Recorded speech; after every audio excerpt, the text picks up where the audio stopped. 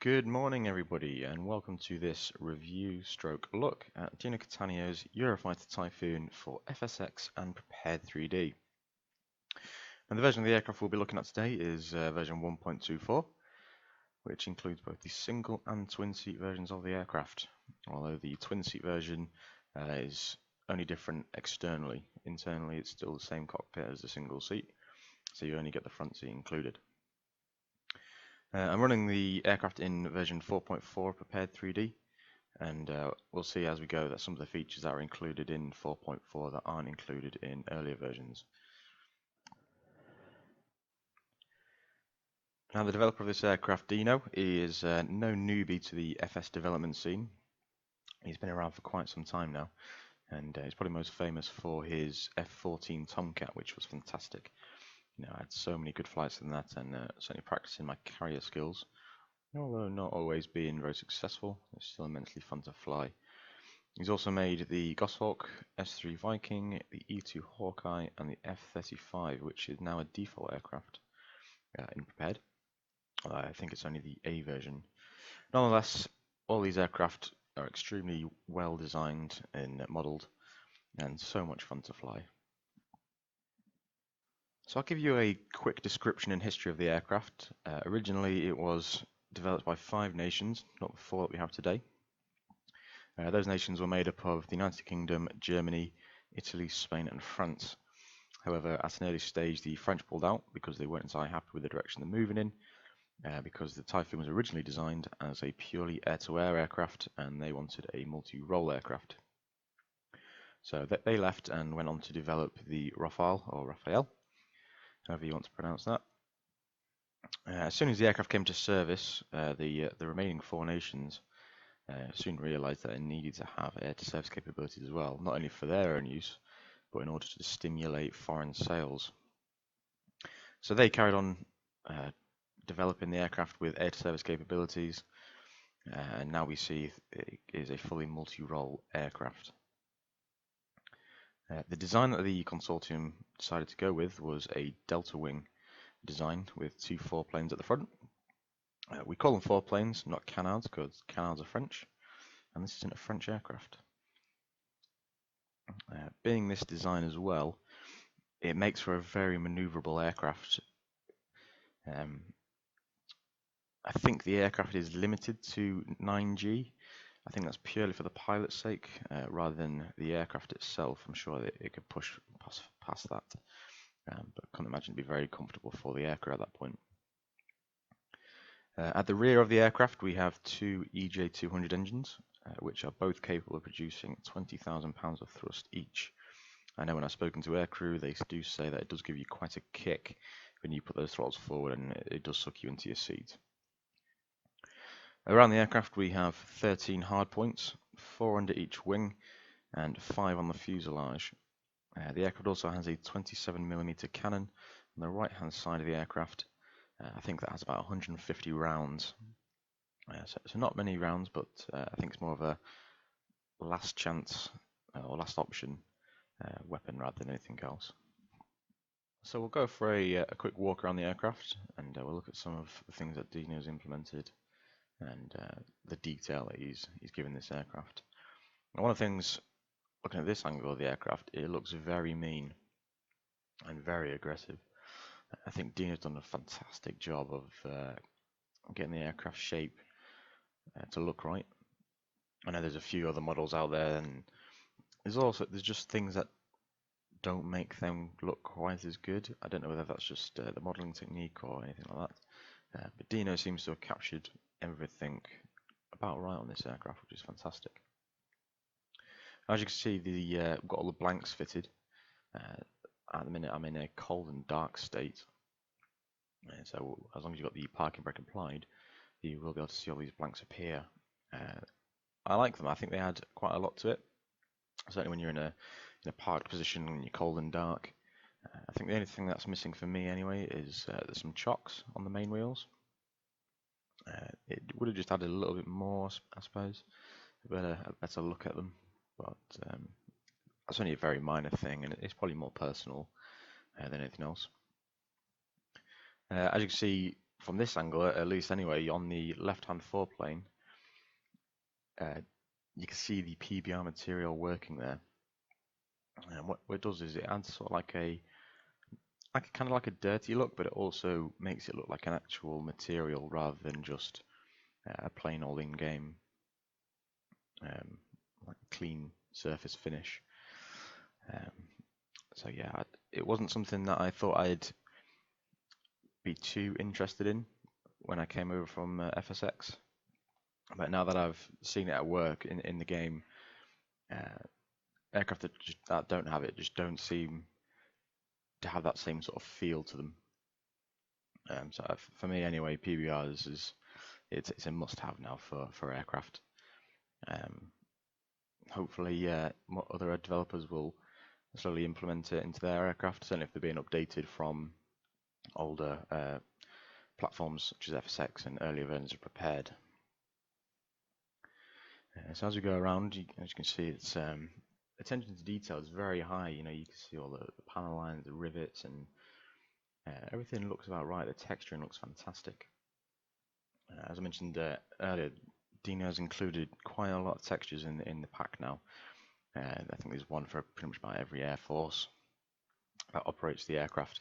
I think there's a few special schemes as well that have come from developers outside of Dino's workshop, and they all look fantastic. I mean, as you can see here, just down the spine of the aircraft, you can see what PBR does, and it just adds to the experience, and I really like it. The weapons that he's modeled on the aircraft, they come from TacPack, so you will need TacPack in order for the aircraft to work as it should.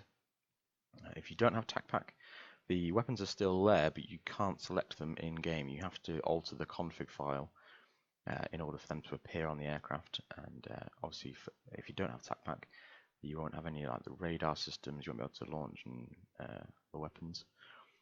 So I would recommend getting TacPack if you haven't got it. But again, that's personal choice. If you just want to fly about, not interested in releasing the weapons, then TacPack isn't necessarily needed. But I love having or being able to use all the weapons. You know, it's quite fun when you can just go out and do some intercepts or go to the weapons range and do some strafing or dropping some bombs and stuff like that, which is good fun. As you can see, the detail is very high. It's something that you would expect Dino to do. It's what he does. Everything he has made has always been to a very high standard, and the details are always there, which is brilliant. And I can't help, every time I just look around this aircraft, I just fall in love with it. It's hands down probably my favourite aircraft, and certainly what I fly most in the game. Yeah, it's just beautiful. So as I mentioned before, the weapons come from TacPack, and Dino has included a pop-up menu that you can use. So as I mentioned, there's 13 stations or hard points around the aircraft, and this menu here lets you customize those stations. So at the minute, he's included all the weapons that are included or functional in the real world. I think there's one or two here that I've never seen anyway, so I don't know if they are actually implemented, such as the HARM and the JDAM. But even if they're not in the real aircraft, it's still a lot of fun to have them in this. As you can see, there's also some predetermined like loadouts that Dino's giving you the option to have, which are great as well. But also, I like to just pick my own as I go. Depends what I fancy doing. So very simple to use. All you need to do is just click on the button, and it will appear and disappear as you see fit. Obviously, if you remove all the tanks, your fuel capacity will decrease, and everything that's fitted, it will alter the performance of the aircraft, which is quite nice. At the top of that menu as well, we also have you can change your display reading inside the cockpit. Normally, the Typhoon uses a system called KDAS, but You can change that to just a normal indicated airspeed if you want. You can open the canopy from there, and you can also drop the ladder. So we'll just show you that. Again, it's just a nice little feature that just adds to the aircraft a bit more. You know, the ladder isn't really something that Air Forces use, but it's always an option if the aircraft has a landaway somewhere and they don't have the usual steps for themselves. You can also control that ladder from inside the cockpit. There's a little button under one of the displays that just says ladder, which I'll show you as once we get in the cockpit. So here we are inside the cockpit of the Typhoon. I believe from what Dino's said before that the manual that he had for the Typhoon was an early Tranche 1 manual. So there are a few things in here that aren't now in the later versions or the upgraded versions of the aircraft, but not very many, and they don't really affect how the aircraft works or operates in the game. As you can see, he's also got PBR working inside the cockpit, and you can see it just makes it look a bit dirty and used, like in the real world. But everything, I think everything is clickable, but not everything is functional. Which again, it's not really an issue. If there's no need to have it function in the game, what's the point in trying to implement that? So I think one of them, the main one here, is back here. You've got a yellow, black and yellow guard, and I think that's just like a radar override switch. Which again is, do you really need that in the game? I would argue you probably don't. So we'll have a quick look around. I'll talk to you about some of the buttons and their functions and stuff like that. So we start here on the left-hand console. At the rear, we've got the parking brake. So as I mentioned before, if you're in a cold and dark state, you need to have that parking brake applied in order to see all the blanks appear externally. So we'll move up. I think this next section up here, just before you get to the throttle area, it's all clickable, but it doesn't really do anything. So don't be too worried if you click on something and it doesn't do anything.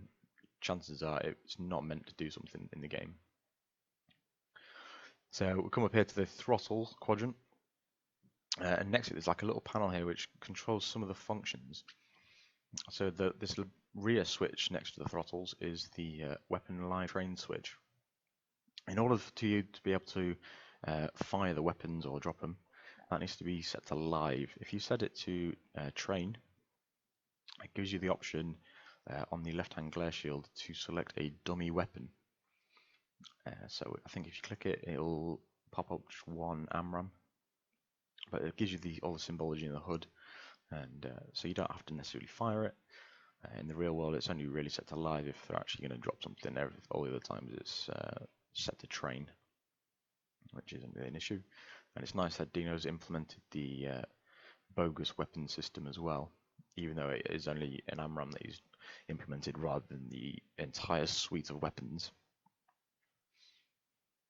Next, if we move above that, we've got the laser switch, which again is in standby, which means it's not going to function, or it's in combat. You need to have that set to combat if you want to drop any of your precision weapons and for it to hit the target.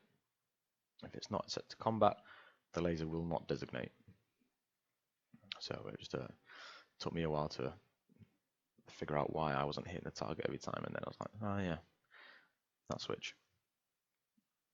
Next, above that, we've got it's a little black button here.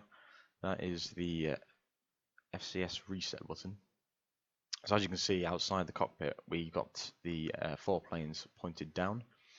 This is how they normally park when hydraulics are removed. And what this button does here is it makes the aircraft do sort of like an internal check to make sure that the aircraft is ready for flight. As soon as you press that button, those 4 planes will move down, and that's when you know you're in, I think they call it FRS, so it's the flight resident state. So that means you're good to go, essentially. Moving further up, again, there's another switch there. I don't think it's functional, so I wouldn't worry too much about it. Behind this little the gear lever, you've got your landing and taxi lights. It's only the landing light that is implemented, and as soon as you put the gear up, that will automatically turn off and will not automatically turn back on. So you need to make sure that when coming back into land, that you turn the light back on. Otherwise, you won't have your landing lights on. Next, this is pretty much where everything is selected and where all the work goes on.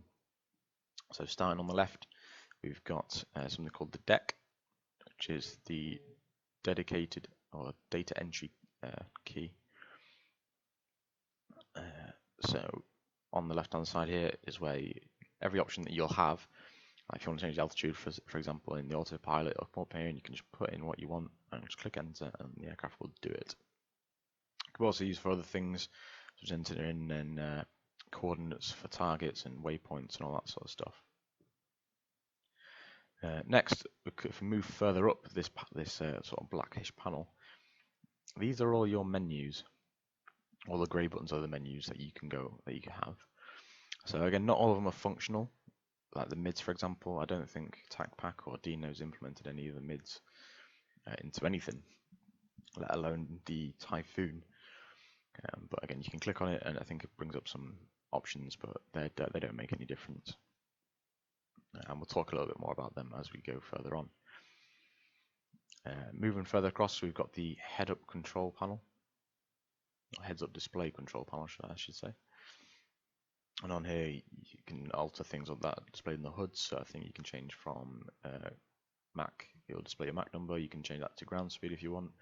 You can declutter it. You can turn on your rad-alt display as well. And then from further down, we've got the engine RPM display settings. So you can see what power settings you're at. I think it goes over 100. I think once you go above 100, that is when you're in reheat, and you'll see two little chevrons in the HUD that go double rather than single, which shows that you're in reheat. Below that, you've got your radio frequencies. So for radio 1 and radio 2, I think they change as you go along, as you change your frequency, as they should do. Next, we move down, we've got the stick and the central pedestal.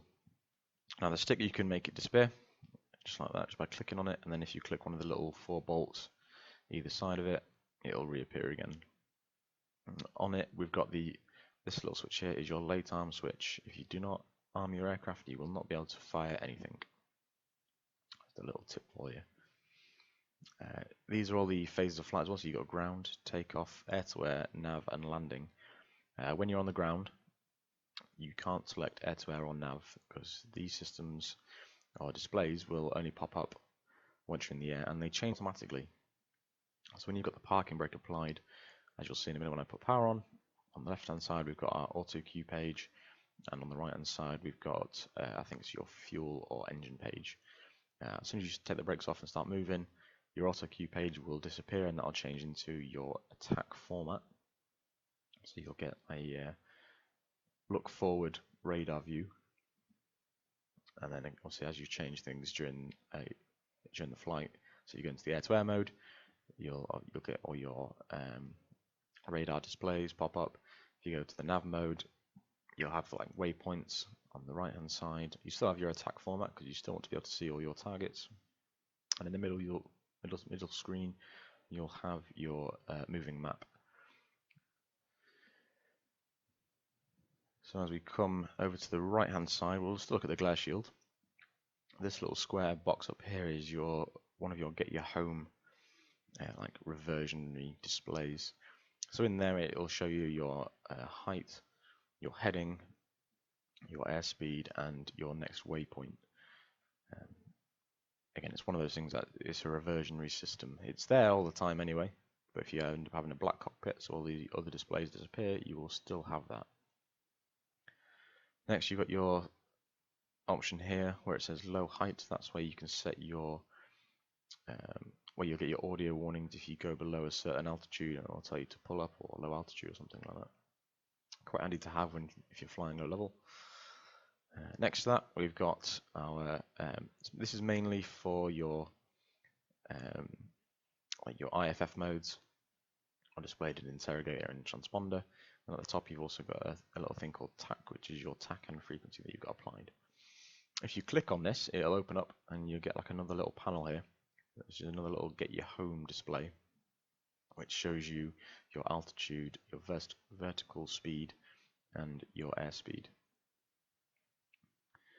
So if we carry moving further around, we've got at the top, we've got your warning panel. I think Dino has implemented quite a lot of the warnings, but there's no sort of like failure system on the aircraft that you can set and get all these warnings. I think you can just set them by default in the normal game, but it's not something that I've really done myself. But you do hear some of the warnings, and you do get some of the displays on there should you have any failures. Next, you've got, as we come down, you've got your ECS switch. So you're going to get all the air conditioning flowing through to all the avionic boxes. Again, something that's not really featured in the game, but again, if you want to do things properly, that's what that one is.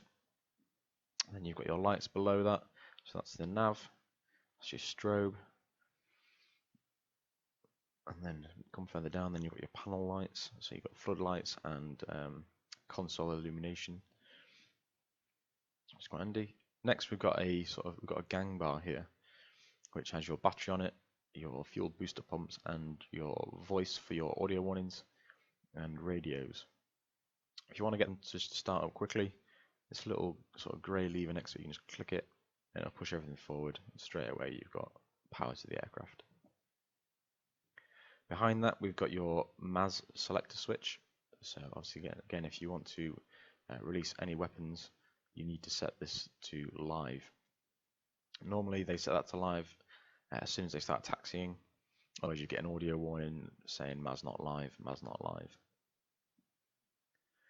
Behind that, this last little gang bar here, this is where you can turn on your radar, your HEA, which is your helmet mounted display system, and all the other good stuff like radalt is on here as well, your interrogators and your ESCM is there. Again, because it's a gang bar, you can just click the button and they all switch forward.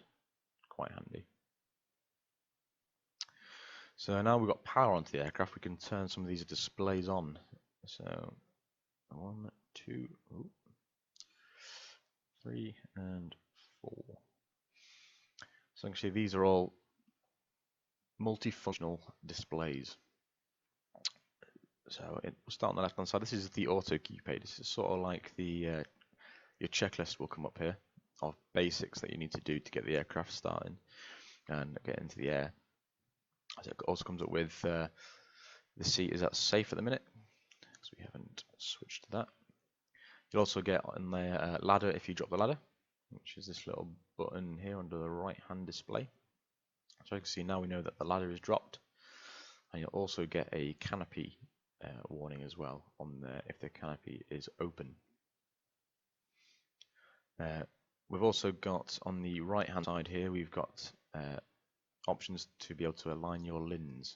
So I normally just click align memo and it gets it done in 30 seconds. It's not actually modeled in the game, but if you want to do something by the book, you need to make sure you have that aligned before you start moving. Next, we'll come down to the central display, which this is your PA format or pilot's awareness format, and this is your moving map. You can either have it as a tactical view, so you just get all your airspace information, or you can change it so that you've got your airspace information and the map as well.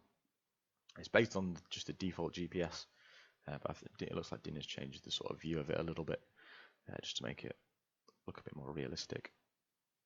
You can also add a compass to it, which is quite nice, which is what they do in real life as well. You've also got, you can select your HSI information here, and these two little knobs at the bottom of the display. One will change the course, I think the other one changes the heading direction that you want to select for the autopilot. To come out of that, we just click on HSI again, and it brings up your display again. That's pretty much it for the central format. On the right hand side, this is where you can see all your engine information, fuel, payload, waypoints, frequencies, and your DAS display. So we've got fuel, so you can see everything that you've got internally and externally to the aircraft. You've got your engine page, you've got your hydraulic information. These will all come alive once you've got the engines running. That means we don't. You've got your waypoint, so if you've got your flight plan in there, you'll see all the information to the next waypoint, its lat and long, height, and all that sort of stuff. Then you've got your frequency page. These are just included in the aircraft. I think you can change them, but I'm not sure how to. These don't affect anything really. That's just more there for just for the user rather than anything. It doesn't affect if you're flying on VATSIM or anything like that. Next, you've got your stores page. So this will show you everything you've got fitted to the aircraft, both weapon-wise and for your chaff and flare, and also show you your MAS indication. Again, if you want to do things by the book, you would always accept the aircraft config.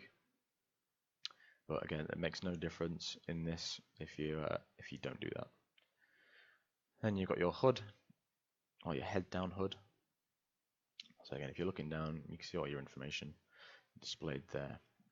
Next, we've got the DAS page, and this is your defensive aids subsystem, so that your ESCM stuff. It's not 100% modeled. I think if you have some like ground defensive stuff, such as SAM sites, I think if they fire off a weapon, then it is shown on here. And it's not something I've really used because if you're flying air-to-air, normally you'd have threats on there, but I don't think I've ever seen them shown on here. So it's not really, it won't help you really in the game. But again, it's another nice little thing to have there.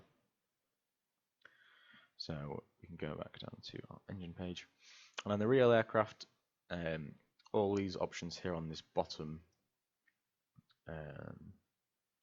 selection menu, or certainly for the fuel, engine, and hides, they're now all under one button, and you cycle through them. As I said, Dino had a early aircraft manual, and that's how they were originally. But that got changed so that they could implement more options for the LDP that could be fitted to the aircraft. So we'll have a look here on the left-hand glare shield. As I mentioned, not everything on here is functioning. I think not only because Dino might not have all the information, but I just don't think it works in the game anyway. So like I said, for mids, this makes no difference if you click on things. Nav mode, so this is where you can, so if you want to be nav GPS for your waypoints or for your like VOR and all that sort of stuff, you can control your autopilot from here, or set the parameters of the autopilot, so your heading, altitude, speed, and all that sort of stuff. Aids, this is where you can enter your channels for your TACAN or for your VOR. Again, not much else on here works, I don't think, but again, it's a bit of eye candy, I suppose. Again, you've got your interrogator settings. Again, don't really work, I don't think. Got your transponder, same thing. MISC, this is quite a handy little page. So you can set your stopwatch up here, get your Mach warning when you're flying. This way you can toggle on your head-up mounted display, or your helmet mounted display. So you click that on, and all of a sudden you'll get you'll be able to look outside and see all your information. So at the minute this is in the ground/nav display setting. So top left we have our speed, top right we have our altitude, and bottom right we have our weapons that we have fitted at the minute. So we've got 4 AMRAAMs, 4 ASRAAMs, and 150 rounds of the gun. Next to that, we've got the heading that you're looking at, not the heading that the aircraft is flying at. And then in the middle, we've got the attitude of the aircraft, and this will change depending on your attitude and your roll rate and all that sort of stuff. It's quite a handy piece of kit to fly with. I always have it on. It just certainly helps. Certainly if you're doing some air-to-ground stuff, you can look and designate with this, which is quite handy rather than having to enter in coordinates all the time on the deck. Let's just turn that off for now. You've also got your bingo reserve, so you can put in when you'll get fuel warnings. It's quite handy again if you're out doing a bit of flying. You can put in how much you think you'll need to get back, and it'll give you a warning and tell you basically you need to go home. Again, if you set the aircraft to live train, put that in the train, there's a little black button here that's not illuminated. That's where you get your bogus weapons selection. You have to note that if you want that option, you cannot have any weapons fitted to the aircraft. Otherwise, that option will not be there. You can also simulate a target. It's not something that I've used because it doesn't seem to. I think it adds a target to the radar, but it's not like a superficial fake target flying around.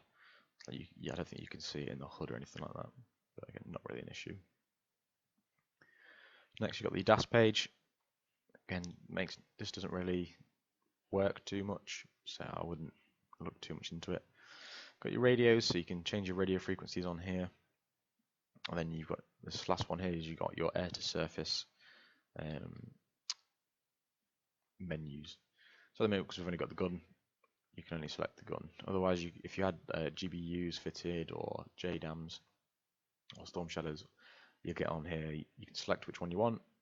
You can enter a target of opportunity, a pre-planned target, and you can change your delivery modes. I think there's CCIP, automatic and manual ways of releasing the weapons, which is quite handy. I tend to normally have it on automatic or CCIP. I don't really do the manual. I don't know how much of that's actually used in real life, but that's what the options are.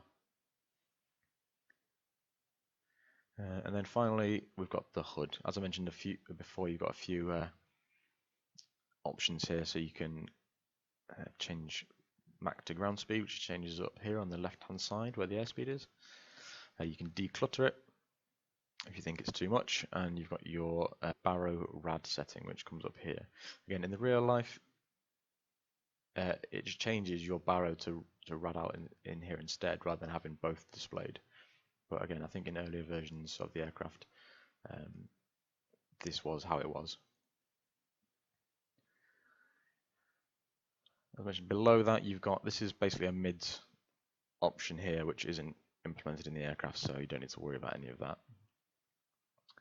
In the middle here, we've got how much fuel you've got in total, and then you've got a forward and rear tank only. So these are the collector tanks for the aircraft, and so that's why that number doesn't quite match up to the total. So don't worry too much about that. It's not a bug, it's just how it is in the real world.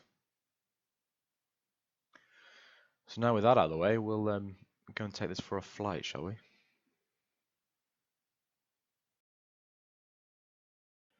So now that we're in the air, we can have a look a bit more at the performance of the aircraft in the game. Now, I don't know what other people who have flown this feel like, but I feel like whenever you're doing like some combat maneuvering, the airspeed leads off very, very quickly. I don't know how realistic that is compared to the real life aircraft, but it certainly makes it harder to perform any combat maneuvers. So you really have to think about what you're doing.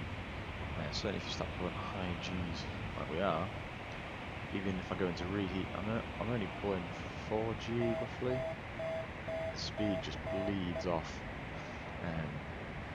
I suppose it is quite difficult to model this, since I can't imagine there being much performance data available to Dino, and so I think overall he's probably done a good job with it. Is it the best flight dynamics wise? I couldn't say it is, but I wouldn't say it's the worst either. So overall, still very happy with it. but it would be nice if maybe they were fine-tuned a little bit. But again, if you haven't the data, how can you try and improve it? As I mentioned at the start, it's incredibly agile. So you can pull the G's.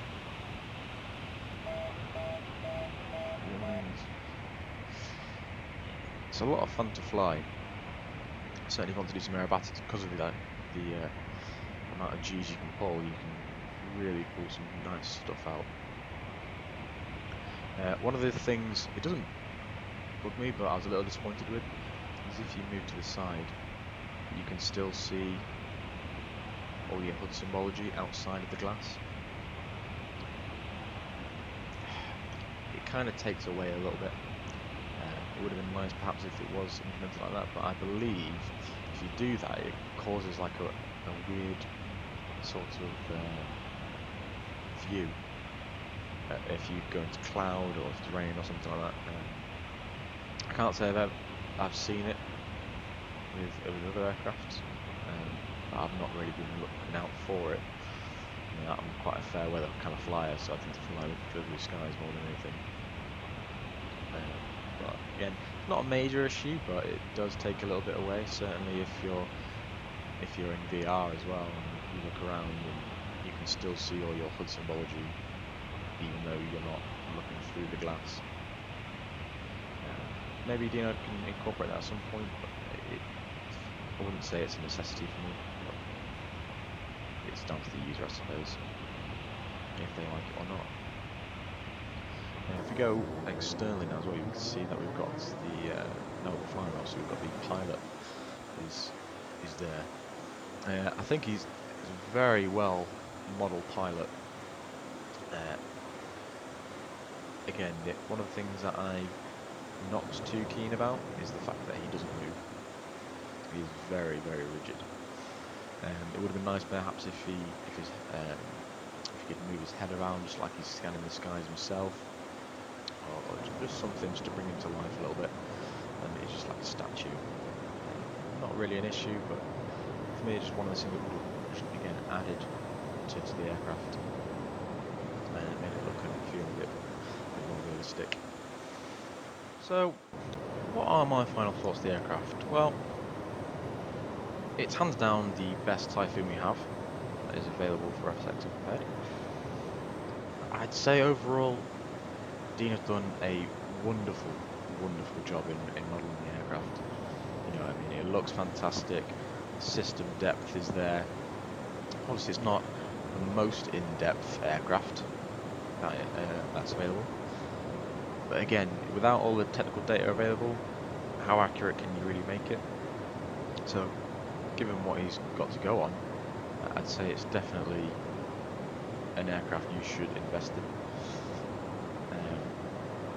So overall, I think I'd probably give it an 8 out of 10. Mainly, purely because of the lack of system functions in some areas. You know, like such as the DAS system, and there's a few little bugs that they don't annoy me, but again, they just take away from the experience a little bit. You know, such as pilot doesn't move. Again, that might just be a personal opinion, but again, for me anyway, it's something that I like to see. It just adds to the experience. But overall, yeah, I'm very happy with it. I'd recommend it to anyone.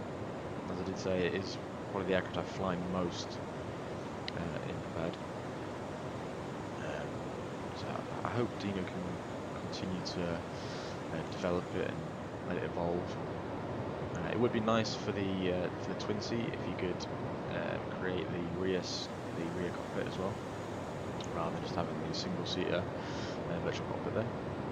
But again, I don't know if it's worth his time, if a lot of people would use it or not. But we'll just have to wait and see about that one. So yeah, overall, very impressed. Yeah, I hope you enjoy it as much as I do. I hope you enjoyed this video as well. Give me a like and subscribe. Leave me a comment below if you think I did a good job or give some pointers as to where I could improve.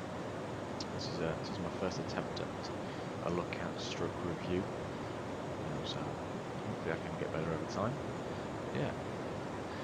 Right, so have a great day everyone, and thank you for watching.